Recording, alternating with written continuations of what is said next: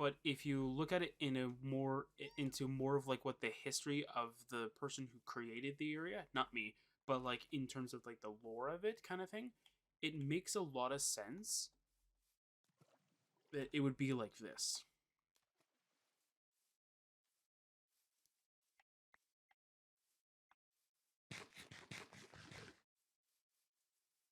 Like I could definitely tell you though, like I'm not the one who first made the area. Ooh, nice village. What's in here? Hopefully it's another gym that I can possibly take on. Hopefully. Gym. Talo, leave me alone. Gym challenge? Question mark?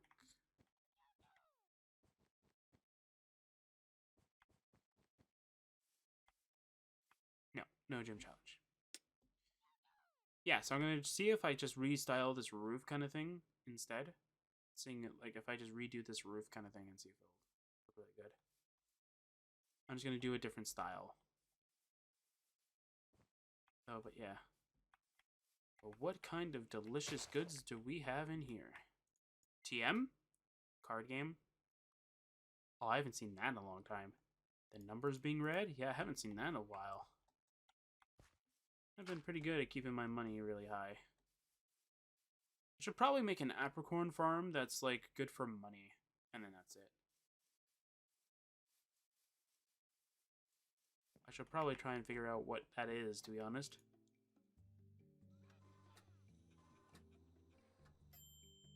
Which is the simplest one for money, other than Pokeballs. For simplicity.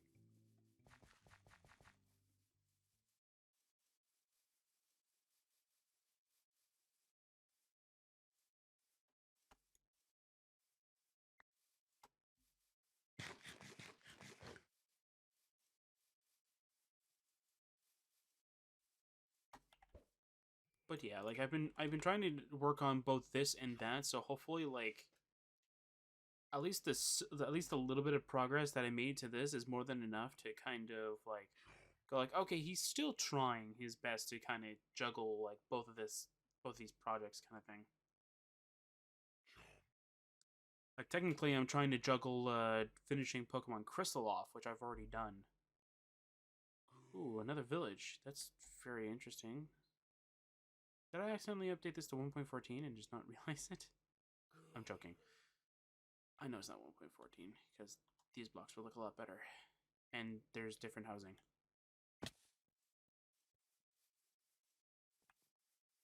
But how fast I found another village though makes it look like I did I moved it to 1.14 though. Yeah, nothing in there. All right. There you go. All right. Oh, you're there. Okay. I was gonna say, where'd you go?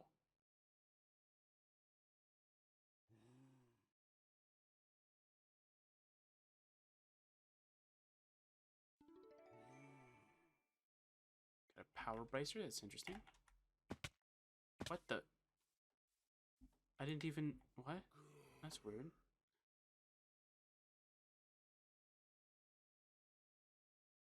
Anyway.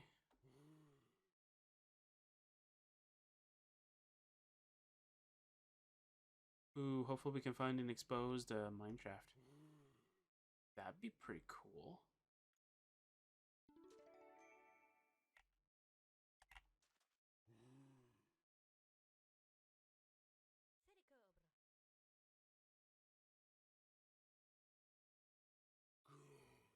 Yeah, so I wanted to mention this because it happened once, and I am just going to level it out for people, especially like if you're scouting around for this kind of thing though. I am not the person. I'm not somebody you definitely want to do this for. Pretty much, like I'm one that you want to stay away from, pretty much, because I'm never gonna go do it.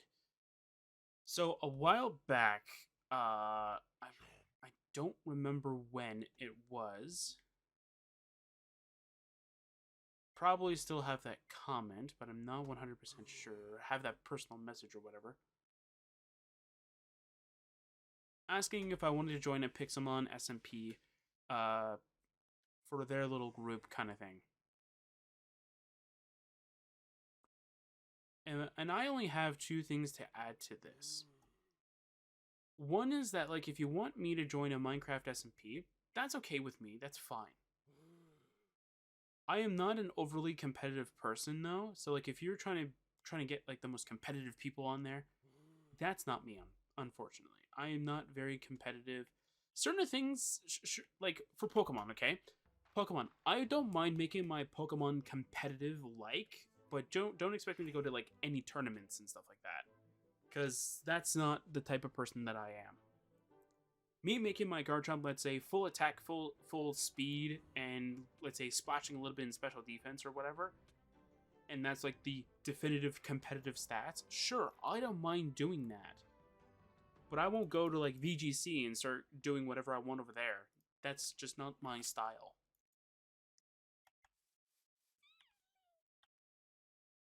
Like, my style is to just have fun with Pokemon and just continue on my merry way kind of thing.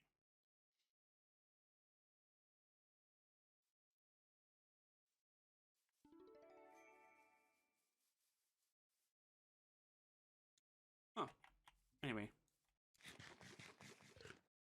And that whole ordeal is the same with like Minecraft. Minecraft, sure, I'll be very competitive at the beginning, but my competitive streak is only this: I will try my best to not die or not to be the first one to die. That's it. Or I'll try my best to survive for as long as possible before my first death. That's it. Like, those are the only two sort of competitive things I have. Is that like I won't just try and die like day 1 kind of thing. I'll be dying like day 30 before anything kind of deal. And that's where I am competitive. Is that like I'll try and not die immediately. I'll try and die later on. Where it's like if I die like day 50, it's like it's okay. I have iron armor and all that. So you know, like it's very far back, like very far into the game.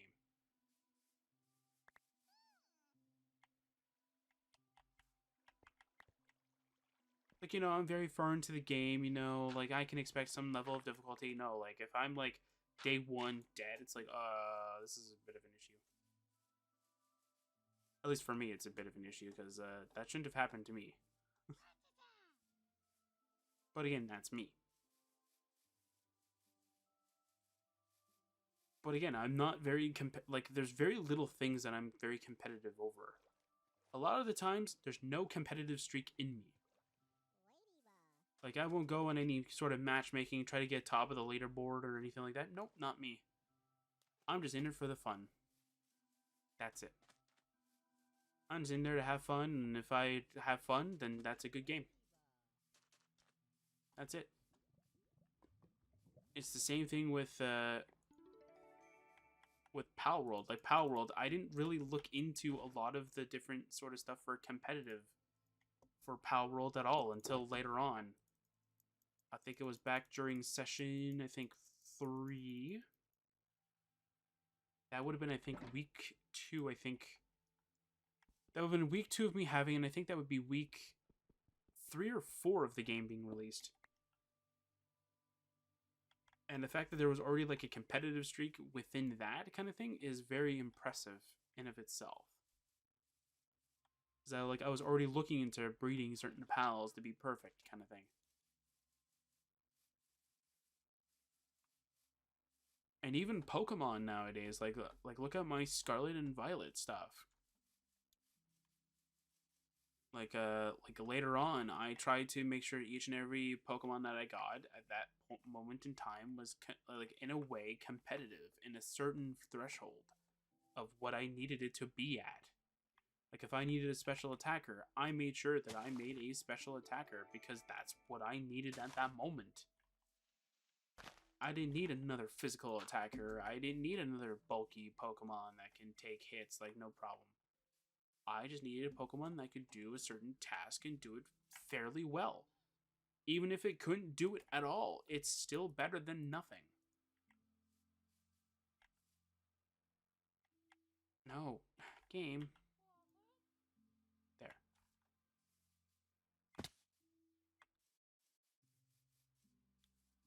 And that's pretty much exactly what I like all I really have to say about like just overall just me playing competitive games. Like it's not there. Do I have little competitive streaks depending on the game? Sure, but you could also tell it's more of like it's not competitive streaks. It's more of like a territorial kind of thing,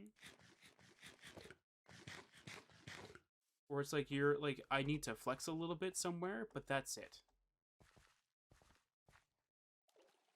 Because I've been playing Minecraft since beta 1.2, so it's like I want to flex all that knowledge I gained from beta 1.2 to the current generation, or the current version, pretty much, right?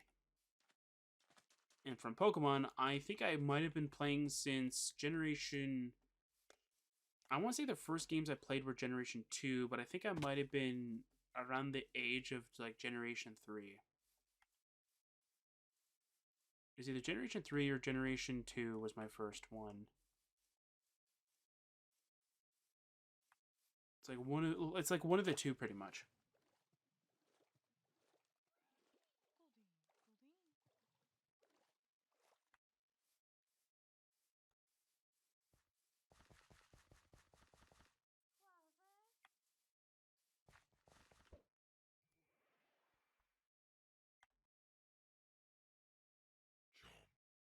And again though, like I like I love Pokemon. It's a very good series, but right now it just seems like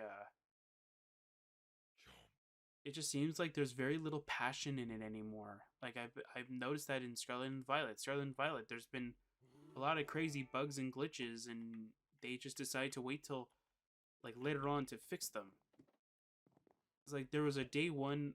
Okay, so the latest one that I've experienced was the day one bug of trainer battles. Okay, and if you don't know what I mean by that, here's a brief explanation. The game had a certain threshold of trainers that you can battle that it will record the information for. I think the base game was like 300. I think is what it can record. And I think in the original Scarlet and Violet without the DLCs is about 273 trainers. I don't know how the rival fights and all that work, but I want to say they're recorded in this information as well. So we'll say about like 273, let's say. And how it works is that in the Teal Mask they add more than like what would require of the trainers to be saved. So in that case, we'll say they added 310 trainers. But since the game will only recognize 300, now we have an interesting little issue here. Now that we have an extra 10 trainers that aren't being saved anymore, now depending on how you do the trainers, i.e. these special trainers that have a simple like thing you would need to do pretty much in order to unlock a secret battle pretty much, you can't do. Because of the fact that, well, sorry, they didn't account for that.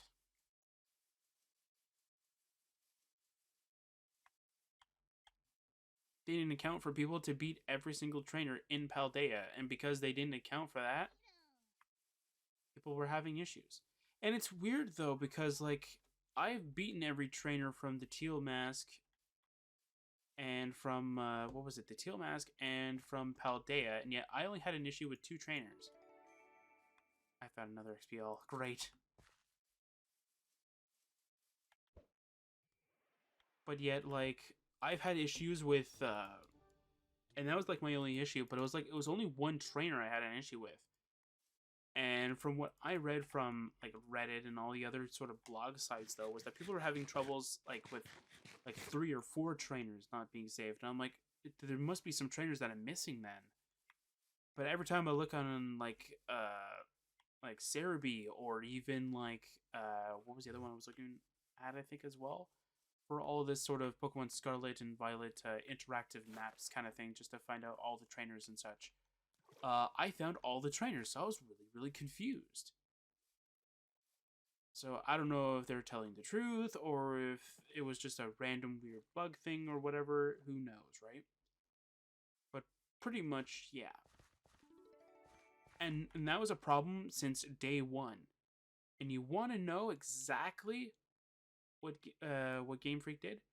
They let it sit there for, I think it was like what, 2-3 weeks before they fixed it.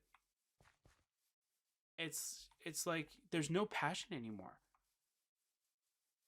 in that. And like I like the fact that they ended the DLC 1 with a cliffhanger, so that way the DLC 2 has a reason to be there, or at the very least like you're hyped for the DLC 2 because it's like it's a continuation of DLC 1, which is really cool. But unfortunately, the story didn't really end very well in my opinion. You a trainer? You are a trainer. Okay.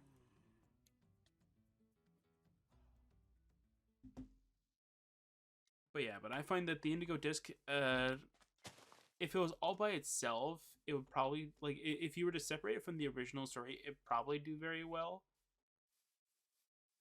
But even with the Teal Mask kind of hand holding it for the beginning part, I don't think it did very well. I don't think it sits very well for me.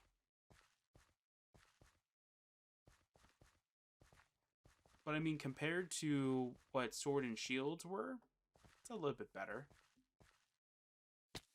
Like Sword and Shield has the unfortunate like case that it's like it's the first Pokemon games to have the DLCs for. So you know that they're going to be lacking in some department, right? But for Scarlet and Violet, it's like it's the second games to have it, so it's like you expect them to be a little bit better though.